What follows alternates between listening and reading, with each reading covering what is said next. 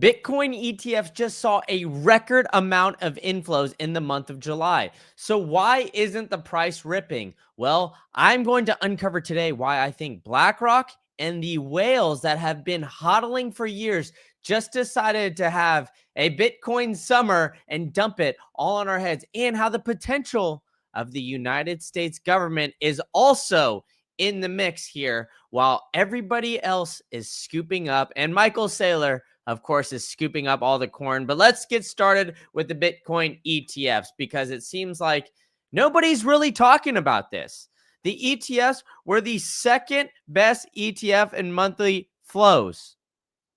Let me repeat that. The ETF was the second best in monthly inflows. Like, are you kidding? The amount that we're seeing here of Bitcoin and gold ETF combined broke $500 billion in a single month.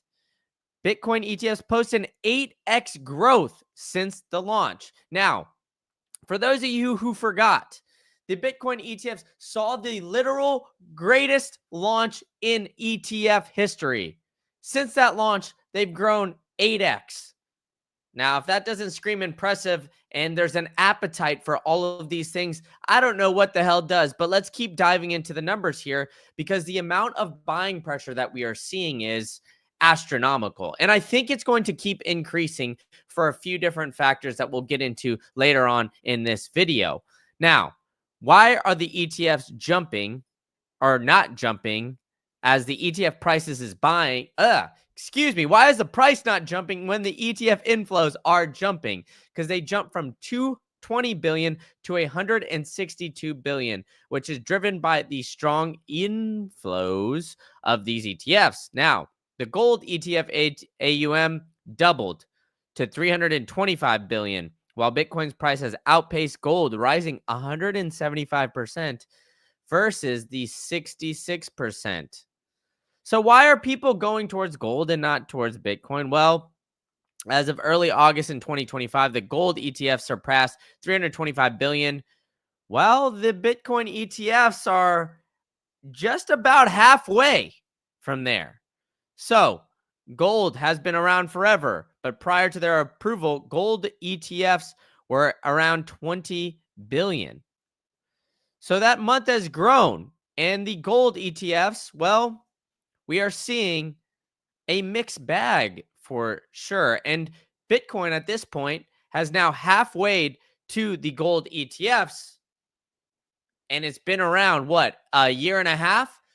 So talk about 3 years in existence. We could be potentially talking about Bitcoin ETFs even passing gold ETFs in assets under management. Hell, at this point, we could even see it happen quicker because of the 8x increase that we've seen in inflows just here recently.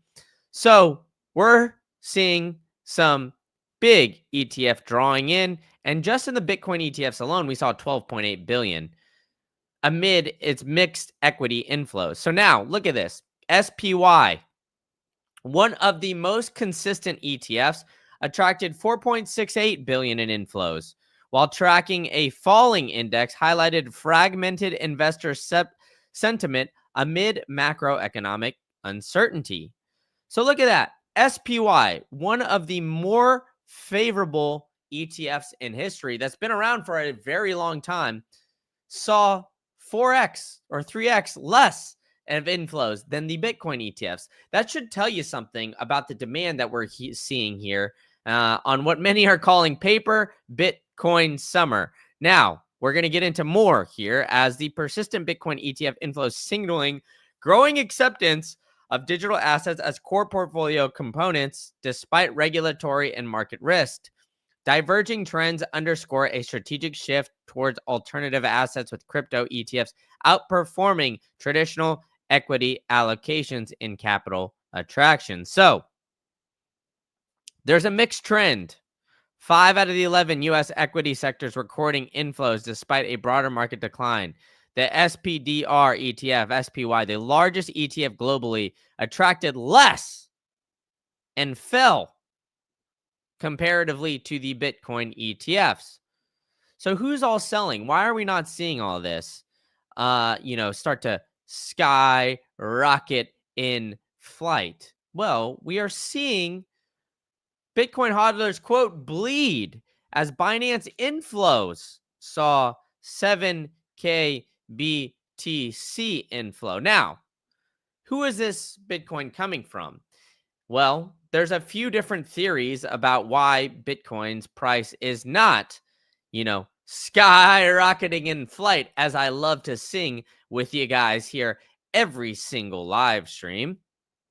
But what we got going on is that there's a $9 billion sale with a quote, barely a blip. So as these whales are putting Bitcoin back on exchanges to potentially sell, and maybe they reach their point, maybe these guys have been hodling for quite some time and they're just saying, hey, you know what? Time to wipe my hands a little bit. Let me take a little bit off the top. Well, with all this and Bitcoin barely dropping in price, is that actually extremely bullish here? Or are they just essentially selling down to essentially look at, these Bitcoin whales offloading their bags on institutional investors? Why are the price so stagnant? Even with the hype created by Donald Trump, the White House has largely been seen as enacting pro-crypto. You'd think the prices would be soaring. The average non-wealthy crypto trader probably isn't going to like it. What are they saying, right? Longtime whales, which include Bitcoin miners, offshore funds, and anonymous wallets. Oh, how are they anonymous wallets held by shady figures if they don't know who it is? Either way, we're seeing Bitcoin whales sell 500,000 Bitcoin. I mean, the amount of offloading taking place right now is astronomical. And the ETF inflows are just essentially offsetting a lot of that offloading, right? So these inflows are coming in, they're coming in left and right, and we're starting to see a drastic amount of inflows now for these Bitcoin ETFs. But the price isn't going up, right? Is it because these whales are working together for somewhat with, these Bitcoin ETFs? We've seen Uncle Larry come in and essentially show us, hey, you know what? We're giving you the blessing of these Bitcoin ETFs. We're giving Wall Street's blessing of all of this. So they want to pump their bags eventually, but maybe they realize it's not a good time.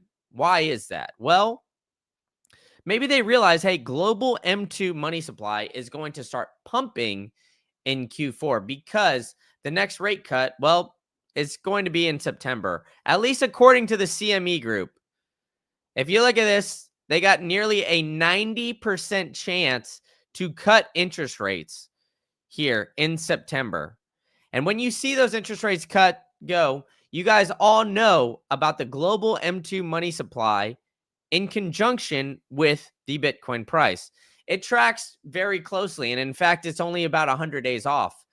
So right now, if we've got the whales sort of selling off right before a potential giant pump here, well, that's going to be leading for a big, big profit taking for the potential of these ETFs, as we're seeing whales now valued at more than $50 billion over the past year sell.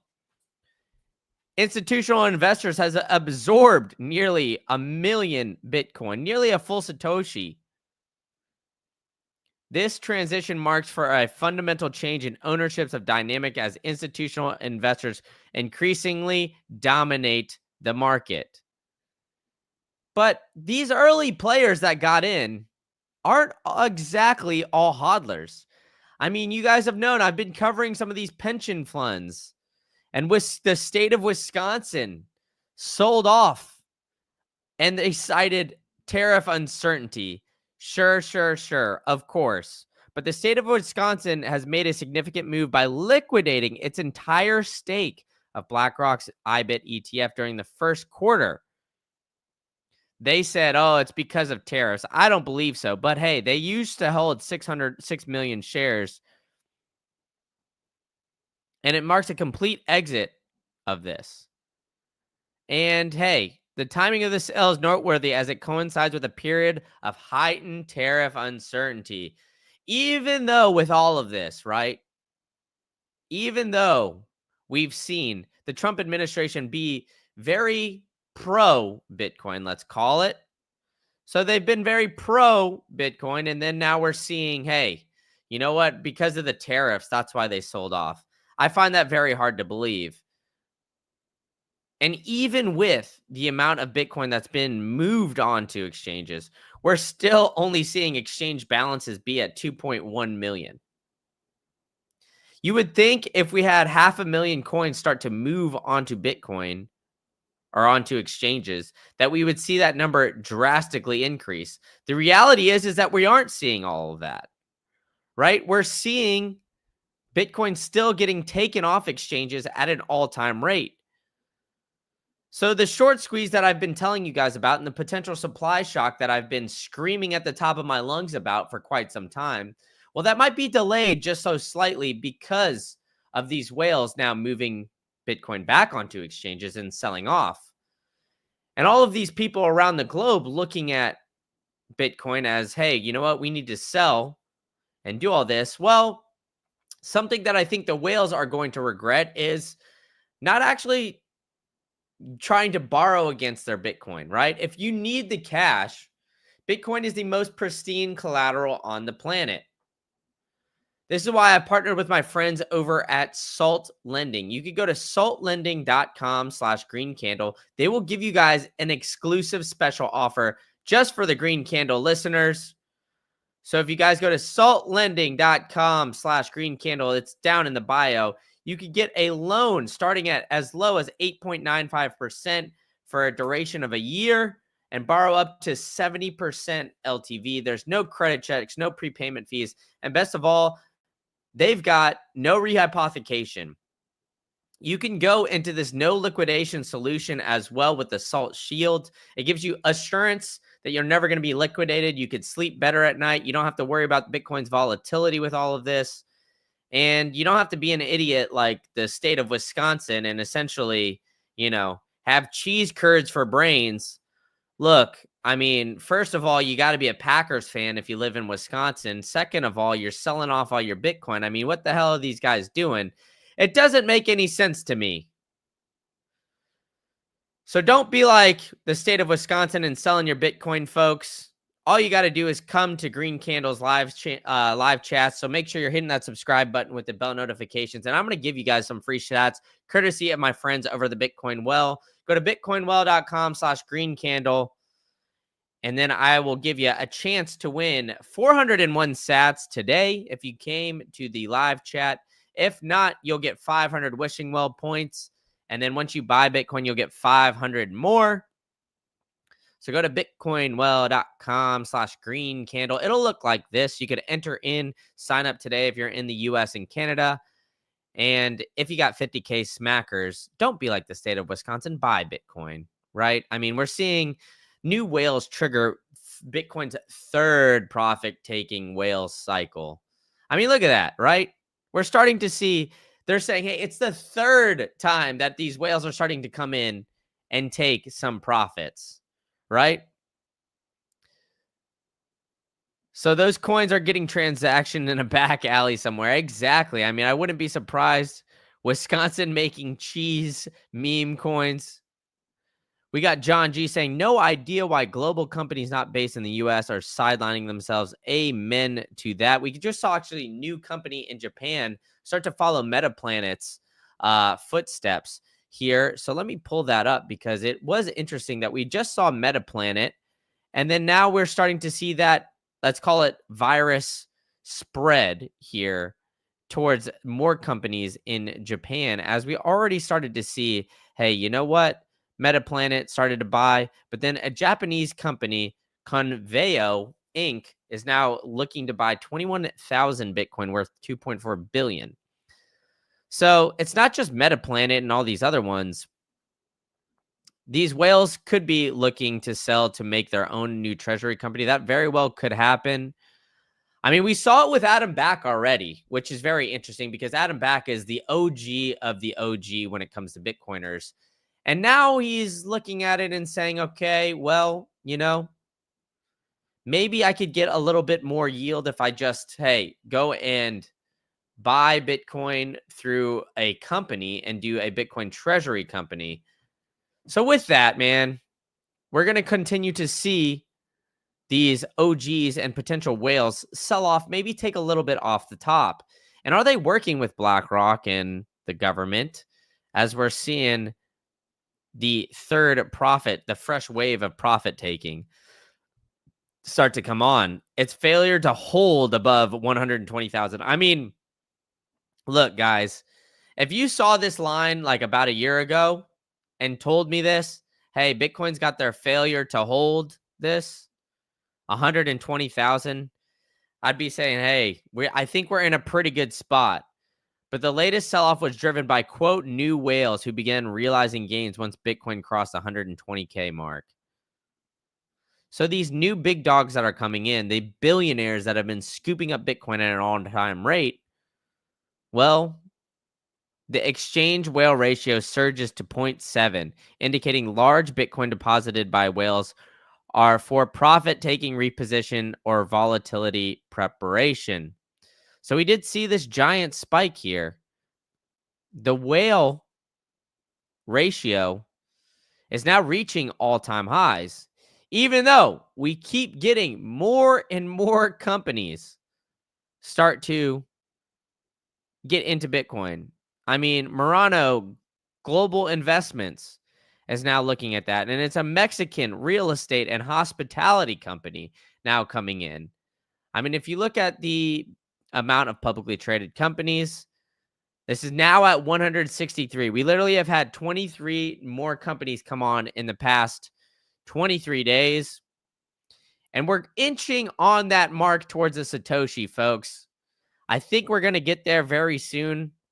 Hell, we've even seen MicroStrategy just smash by Bitcoin. And MicroStrategy might get there themselves in the next 2 or 3 years. I mean, I wouldn't be surprised to see MicroStrategy start to get to 1 million sats very soon. I mean, who knows? They're going to get to that billion mark here pretty soon, or 1 million 1 million Bitcoin here, because we're seeing Wall Street drive head first into Bitcoin. And on top of it, we have the President Trump looking to choose the next Fed governor. And what do we know about the next Fed governor, right? I already showed you guys this earlier in the live stream. But we're starting to see that this is really going to be an interest rate cut for the ages, and global M2 is about to start absolutely exploding. And yes, Dub, those are Luke Cito's whales, right? Next time you get into a live chat with Luke, make sure you guys are spamming his chat with whale emojis, because his motto is, she ain't a lady if she ain't 280. Look, you didn't hear it from me, folks. But I agree with you, McLovin. A Bitcoin treasury company doesn't sound as sexy to me as Bitcoin in self-custody. And I think the reason why these OGs and these whales are starting to come in and look at it as Bitcoin treasury companies is they're realizing something that Michael Saylor has been saying all along. Hey, you know what? If we got everybody in this chat, nearly the 200 of you over on X and on Twitter, if we got us all together and said, hey, you know what? We're going to all go to a bank and create a company, Green Candle Treasury Company here, right? If we all did that, well, the 200 of us combined can borrow 500x the amount that we could borrow as just an individual, because of just it being a business and being a business of multiple people. So these are what these whales are seeing, is that they have that ability, and then they also have a network of people where they can now, go together and obtain a bunch of Bitcoin for, a cheap amount of debt. I mean, the crazy thing about like Mark Zuckerberg, all of these big guys like this, is that they have the ability to go in and, gain a bunch of this, right? They have the ability to go in and, do what Eric Weiss is doing here. A publicly traded company has access to dollars that, quite frankly, we just don't have. And even though we're seeing the Bitcoin ETFs soar to, $12 billion in the month of July of inflows. It looks like it's renowned institutional demand starting to come in. And then we see Bitcoin still around 114,000. As much as we see Bitcoin's price start to inch up and start to increase, that's going to be more buying pressure from all of these institutional guys. They're going to want to obtain more Bitcoin as much as possible, right? They're going to want to try to get as much Bitcoin as possible, just so, they can continue stacking. And they're going to want to get bigger amounts, because the bigger amounts, as this price goes up, is the more that they're going to need, right? And Bitcoin in self-custody, folks, we need to be getting it into self-custody and me doing that as quickly as possible. And I think that BlackRock, the United States government, all of these people have essentially been seeing the demand go up drastically.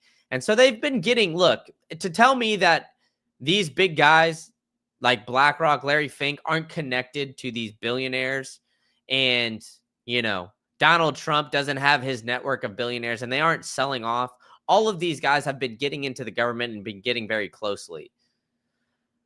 So call me a conspiracy theorist, but I think all of this timing is very peculiar, where you see the demand start to pent up. You start to see these individuals, hey, you know what? Let me go retire off on my yacht in the south of France. Right? Once you start to see all of these things like line up, it's very peculiar timing. And then all of a sudden, all these whales are about to sell off when Bitcoin is, about to skyrocket in flight. And it's new whales too. So these aren't the OGs, the shadowy super coders that we all know and love, that are just going to hodl till we die. These are the new guys that have had a bunch of money. They get in. They got in because Trump and all of these people and Larry Fink said, hey, you know what? We're giving Bitcoin our blessing. That's why they're coming in right now, right? They came in around 100K. They're saying, hey, buy this thing, buy this thing, buy this thing. Now they're going to sell it off. Okay, fine. You know what? You want to sell it off?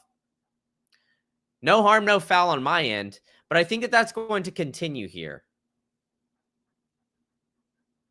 So as that's continuing, and as you guys are still here in the chat, I had a bunch of fun running with the bulls. And I admit that as we are pumping our bags and watching this theater, I hope you guys enjoy going to this link right here, going to watch my latest vlog of me gallivanting around Spain, running with the bulls during this bull run.